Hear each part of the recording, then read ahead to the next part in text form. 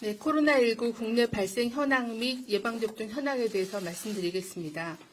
3월 22일 0시 기준으로 국내 발생 신규 확진자는 396명이며 해외 유입 사례는 19명이 확인되어 현재까지 총 누적 확진자는 99,075명입니다. 예방접종 현황에 대해서 설명드리겠습니다.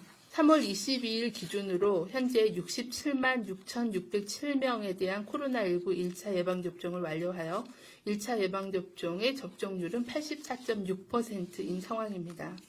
기관별로는 요양병원이 87.8%, 요양시설이 89%, 그리고 1차 대응요원이 72.5%, 병원급 이상 의료기관이 82.3%가 1차 접종을 완료하였습니다. 이상반응 신고 현황입니다. 어제는 신규로 17건이 증가돼서 현재까지 총 9,703건에 대한 이상반응 신고가 있었습니다.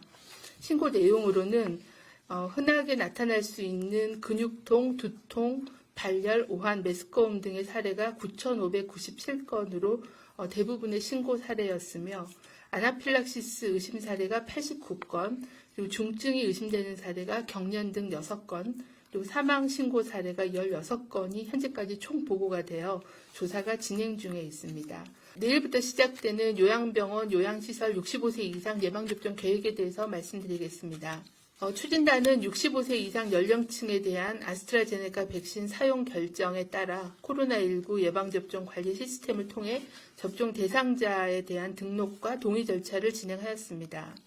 해당 백신은 3월 22일 오늘부터 3일간 순차적으로 배송되며 요양병원은 백신을 수령한 다음 날부터 65세 이상 대상자에게 먼저 접종을 추진하고 요양시설은 일주일 뒤인 3월 30일부터 시행할 계획입니다.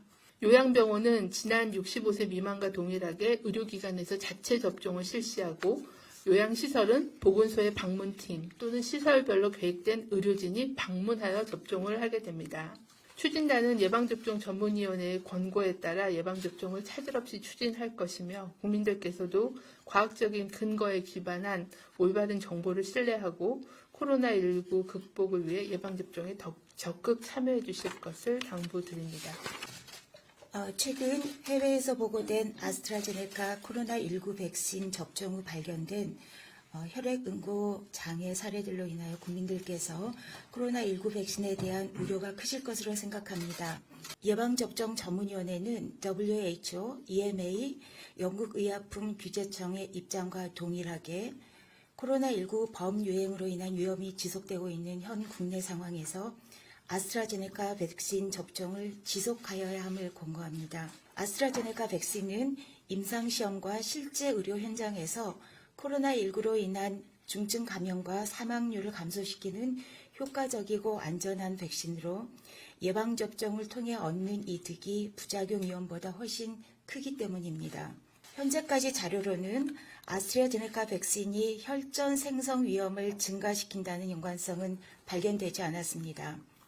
심부 정맥 혈전증이나 폐색전증과 같은 혈전 생성은 코로나19 감염을 포함한 여러 원인에 의해서 발생될 수 있는 비교적 흔한 질병 상태입니다.